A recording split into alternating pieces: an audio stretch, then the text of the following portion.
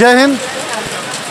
नवरात्र का अंतिम दिन है, जिसे हम दशहरा के रूप में भी जानते हैं। नवरात्र की बात की जाए तो माँ दुर्गा की अलग अलग अवतारों को नवरात्र के 9 दिनों में पूजा की जाती है। आज के ही दिन ये कहा जाए कि महिषासुर का अंत करके माँ दुर्गा जी ने एक अच्छा संदेश दिया था, राक्षसों का वध किया था। तभी से माँ दुर्गा जी की पूजा की जाती है। इसे कई शहरों में जैसे बंगाल जैसों में प्रदेशों में बड़ी भव्य रूप से इसको मनाया जाता है।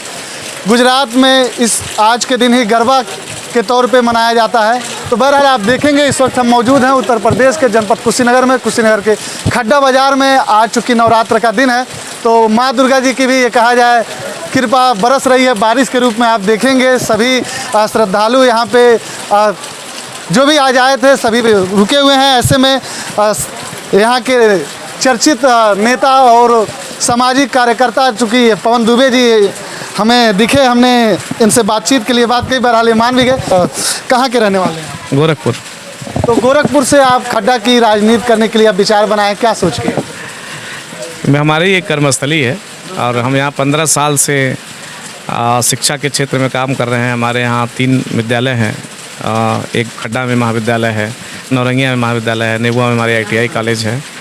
तो पिछले 16 सालों से 15-16 सालों से हमारा इस क्षेत्र से हमारी कर्मस्थली है। ये कर्मस्थली को अब आपने ये कहा जाए कि अपने उज्जवल भविष्य के लिए और आपने ये सोच लिया कि अब हमें यहीं से आगे की राजनीति करनी है, जो कि अभी विधानसभा की राजनीति से फिर लखनऊ पहुंचेंगे। फिर लखनऊ से कहीं ना कहीं जिस तरह से आपका ग्राफ बढ़ रहा है, लोग आपकी चर्चा कर रहे हैं, तो दिल्ली तक का भी अभी सोच सकते हैं क्या? अभी तो मैं सिर्फ ये सोचा हूँ कि जो शेष मेरे जीवन है वो मैं इस क्षेत्र में अपने आप को लगा दूँ, यहाँ रह करके यहीं का बन के यहीं का हो करके यहाँ सेवा करूँ। बाकी चीज़ें अभी भविष्य के गर्भ में है और भविष्य का आकलन अभी करना उचित नहीं है। अभी तो मैं सिर्फ काम कर रहा हूँ और मुझे लगता है कि मेरे काम से लोगों को जब लगेगा कि नहीं आदमी ठीक है, काबिल आदमी है, इसके पास समझ है काम करने की, इसके अंदर वो क्षमता है कि क्षेत्र का ये नेतृत्व कर सकता है, तो फिर जब लोग कहेंगे तो काम। अभी तो मैं सिर्फ काम कर रहा हूँ। अभी आप सिर्फ काम कर रहे हैं। आज आप चूँकि खड्डा बाज़ार के मार्केट में आप निकले हुए हैं पूरे अपने जत्थे के साथ, अपने समर्थकों के साथ, क्या दिख रहा है आपको? क्या लग रहा है आने वाले समय में?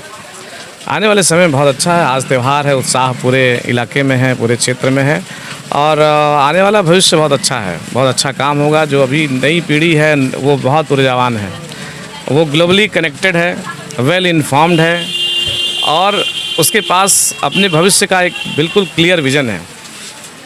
तो जो मजबूत युवा है उसके हाथ में ही क्षेत्र का भविष्य है और वो बहुत अच्छा सोचता है, बहुत अच्छा काम कर रहा है वो। और आज का युवा पहले की पीढ़ियों से बहुत ज़्यादा इंटेलिजेंट है, बहुत ज़्यादा समझदार है। उसको पता है कि अपने जीवन को कैसे आगे बढ़ाना है, अपने परिवार को कैसे आगे बढ़ाना है, अपने समाज को कैसे आगे बढ़ाना है। और हम लोग उसी युवाओं के साथ रह के और उनको जहाँ लगता है गाइड की ज़रूरत है, जहाँ सपोर्ट की ज़रूरत है, वो सपोर्ट करते रहते हैं। अच्छा, हर नेता युवाओं की बात करता है, युवाओं के लिए कहता है। बहरहाल आप महाविद्यालय चला रहे हैं, ITI चला रहे हैं, कई शिक्षण संस्थान चला रहे हैं, तो आप तो छात्रों के बारे में बखूब जान रहे हैं। और बीते कुछ दिनों पहले चूँकि मैं जनपद महाराजगंज का हूँ, अभी वहाँ के छात्रों ने महाविद्यालय पे जिस तरह से वहाँ पे प्रदर्शन किया, अनशन किया कि हमें छात्र संघ की बहाली चाहिए, उस पर क्या सोचते हैं आप? नहीं, बिल्कुल छात्र संघ की बहाली होनी चाहिए और छात्र राजनीति ख़त्म हुआ है। इसी नाते आप पिछले देख लीजिए 25-30 सालों में जुझारू नेताओं की, ज़मीन पर काम करने वाले लोगों की बहुत कमी हुई है। छात्र राजनीति से चंद्रशेखर से लेकर के राजनाथ सिंह जी से लेकर के तमाम जो है माननीय मुलायम सिंह यादव जी से लेकर के तमाम बड़े नेता इस तरह की राजनीति से अब पूरा जो एक मिडिल एज की पीढ़ी ही पूरी छात्र राजनीति से ही निकल के बाहर आई है और उसका अभाव हुआ है। उसके नाते ज़मीन से संघर्ष करने वाले लोगों की कमी हुई है और कहीं न कहीं चरण रज ले करके ऊपर सेटिंग करके और टिकट ले करके लोग नेता बन रहे हैं और उससे कहीं न कहीं ज़मीन की बड़ी बात कह रहे हैं। हाँ, ज़मीन की समझ कम हुई है लोगों को। लोगों की प्रॉब्लम नहीं पता है, लोगों को कि समस्याएं क्या है। हम जो जनता को ज़रूरत है वो नहीं हो रहा है और जो ज़रूरत है क्या नहीं हुआ है इस सरकार, चूँकि सरकार के बड़े बड़े दावे हैं, बड़ी बड़ी बातें हैं, क्या आप कहना चाहते हैं कि नहीं हुई है जो जो आपके मन में है? देखिए, सबसे बड़ा संकट है बेरोज़गारी का।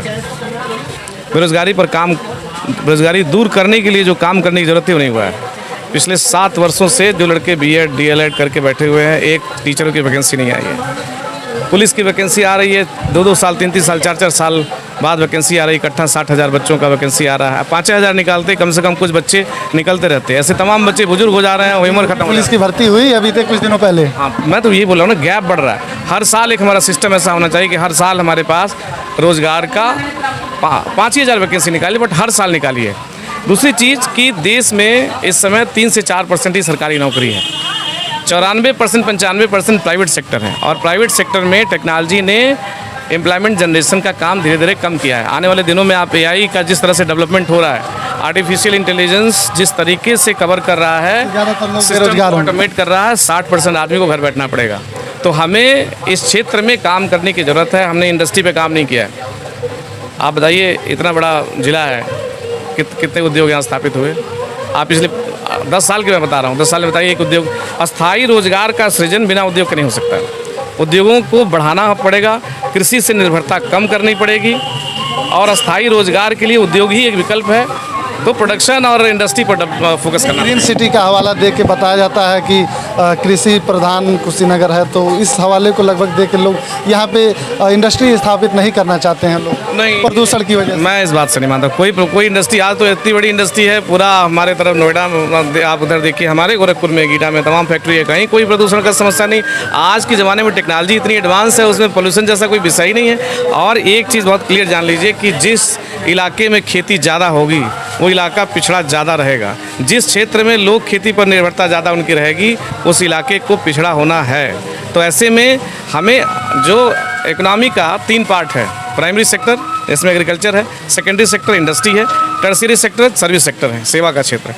तो हमारे यहाँ सेवा का क्षेत्र और हमारे एग्रीकल्चर का क्षेत्र पे तो काम हो रहा है, लेकिन उद्योग पर काम नहीं हो रहा है। और अस्थायी रोजगार उद्योग से सृजन होगा। तो अस्थायी रोजगार के लिए एक ही समाधान है कि हर जिले में इंडस्ट्री को लाने की ज़रूरत है, बड़े इन्वेस्टमेंट की ज़रूरत है। एक अंतिम सवाल, पवन दुबे चूँकि बड़ी मेहनत कर रहे हैं, लोगों की मदद कर रहे हैं, जहाँ जो ज़रूरतमंद हो रहा है, जैसे ही लोगों के द्वारा पता चल रहा है, आपको अवगत कराया जा रहा है, जो आपसे हो पा रहा है वो कर रहे हैं। तो लोग देखा जाता है सोशल मीडिया पे एक तंज होता है कि ये तो सभी नेता करते हैं, फिर बाद में कहीं आता पता रहता नहीं है, वैसे ही पवन दुबे भी कर रहे हैं। ये बात सही है, और ऐसा बार बार ठगे गए हैं लोग, तो उनका कहना सही है। और मैंने अभी तक किसी से अपने चुनाव की बात नहीं की है। मैंने कभी नहीं कहा कि मैं चुनाव लड़ने जा रहा हूँ, मैं वोट मांगने आया हूँ। मैं खुद को भी समझ रहा हूँ, क्षेत्र को भी समझने की कोशिश कर रहा हूँ, और उन विषयों पर बात कर रहा हूँ जो ज़रूरत है। ज़रूरत क्षेत्र को अच्छे एजुकेशनल इंस्टीट्यूशन की है, इंजीनियरिंग कॉलेजेस की है, आयुर्वेदिक मेडिकल कॉलेजेस की है। हमारे यहाँ नर्सिंग कॉलेज नहीं है, उसकी ज़रूरत है। हमारे पास फार्मेसी के बड़े सेटअप की ज़रूरत है, हमें पैरामेडिकल्स की ज़रूरत है, हमें इस क्षेत्र में इंडस्ट्री की ज़रूरत है। तो इन सब चीज़ों पर बड़े हॉस्पिटल्स की ज़रूरत है। और जो सरकारी अस्पताल है उसमें ज़्यादा डॉक्टर्स की आवश्यकता है, उसमें टेक्नीशियंस की आवश्यकता है। इन सब विषयों पर हम केवल बात कर रहे हैं। मैंने कभी किसी भी मंच से ये नहीं कहा है कि मैं राजनीति कर रहा हूँ या मैं चुनाव लड़ने आया हूँ, मैं कुछ। हाँ, ये ज़रूर है कि सेवा का एक बड़ा माध्यम राजनीति है, और निश्चित रूप से अभी सिर्फ मैं विषय पर बात कर रहा हूँ और कोई बात नहीं कर रहा हूँ। अभी आपने कहा कि हम जिक्र नहीं कर रहे हैं, लेकिन इशारे में कह दिया आपने कि राजनीति सेवा का एक अहम जरिया। राजनीति करते हैं, किस पार्टी से करेंगे आप? अभी मैंने कुछ इस बारे में नहीं सोचा है, और मैं फिर कह रहा हूँ कि मैं ऐसा नहीं हूँ कि मैं दल ज्वाइन करके और टिकट का जुगाड़ करके आऊँ और फिर चिल्लाऊँ कि मैं आपका नेता हूँ, नेता हूँ, नेता हूँ।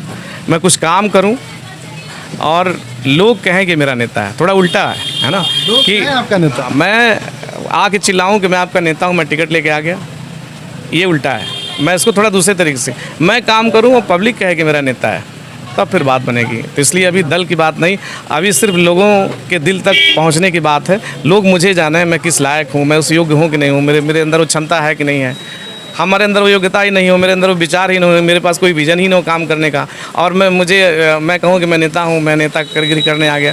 नहीं, हमारा काम दिखे, लोगों को समझ में आए कि आदमी ठीक है, इसके पास विजन है, तो फिर पब्लिक कहेगी देख लेंगे, लड़ लेंगे। ये थे पवन दुबे जी, आपने इनकी बातों को सुना। इन्होंने साफ तौर से कहा अभी हम समझने आए हैं, लोगों को अपने बारे में समझ रहे हैं और लोगों को भी समझ रहे हैं। तो आपने इनकी बातों को सुना। ये जैसे कि तमाम बातें थी, अब बातें अगर बहुत ज़्यादा की जाए तो बात और लंबी होगी। फिलहाल मैंने आपको यहाँ से जानकारी दी, ये अपने काफिले के साथ अपने समर्थकों के, जैसे युवाओं के वो कहावत है ना कि जिस ओर जवानी चलती है उस ओर जमाना चलता है, तो ये पूरी अपनी जवानों के साथ निकले हुए हैं फील्ड में। अब देखिए आने वाले समय में, ये अभी फ़िलहाल ये पुष्टि नहीं किए हैं कि अभी किस पार्टी से चुनाव लड़ेंगे, लेकिन कहीं ना कहीं इशारा है कि चुनाव लड़ना है। क्या राय रखते हैं हमें ज़रूर बताइएगा। घूमता चक्र 24 के साथ कुशीनगर के खड्डा बाज़ार से अपने सहयोगी के साथ सलमान अली बंजारा। जय हिंद।